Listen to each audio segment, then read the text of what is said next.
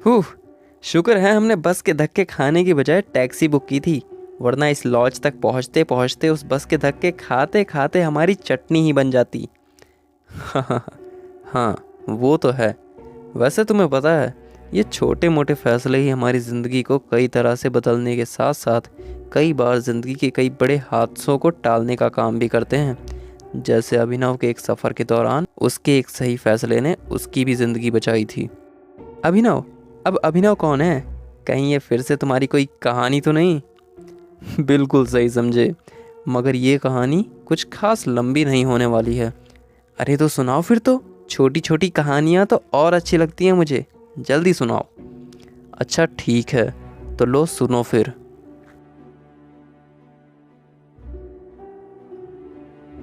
3 जनवरी 2018 की एक ठंडी सर्द रात में अभिनव अपनी छुट्टियां मनाकर महाबलेश्वर से वापस रत्नागिरी की ओर जा रहा था।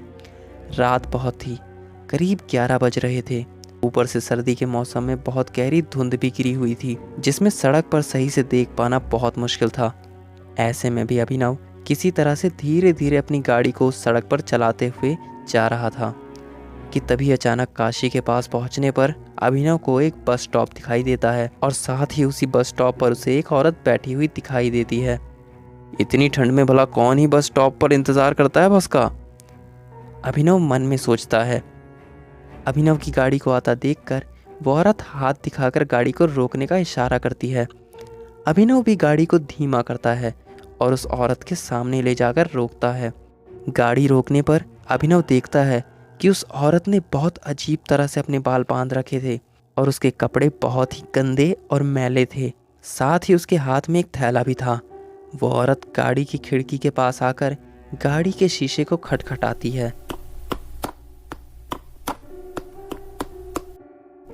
अभिनव खिड़की खोलता है, लेकिन सिर्फ 2 सेंटीमीटर तक, जिसके बावजूद खिड़की से एक बहुत ही पतली ठंडी हवा की लहर अभिनव के कानों पर लगती है, जिससे वो एक बार को कांप सा जाता है।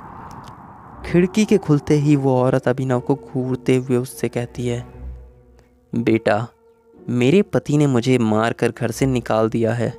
मैं अपनी माँ के घर जा रही थी, मगर मैं बहुत थकी हुई हूँ और नहीं चल सकती। यहाँ बहुत सर्दी है। मेरी माँ का घर यहाँ से सिर्फ आधे घंटे की दूरी पर है।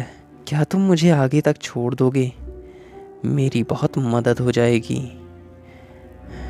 ऐसा बोलते हुए वो अभिनव को एक डरावनी सी मुस्कान के साथ देख रही थी। अभिनव को वो औरत कुछ ठीक नहीं लग रही थी। वो औरत अपनी पीली पड़ी आंखों से लगातार अभिनव को घूर रही थी, इस इंतज़ार में कि अभिनव कुछ जवाब दे। अभिनव और उस औरत के दरमियान सिर्फ वो गाड़ी का दरवाज़ा था, जिस पर हाथ रखकर वो औरत गहरी गहरी सांसें ले रही थी।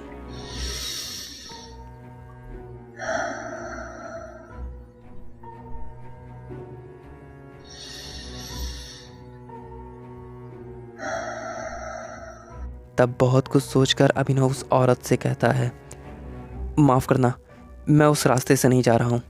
इतना बोलकर वो फ़ौरन अपनी गाड़ी स्टार्ट करता है और वहाँ से निकल जाता है।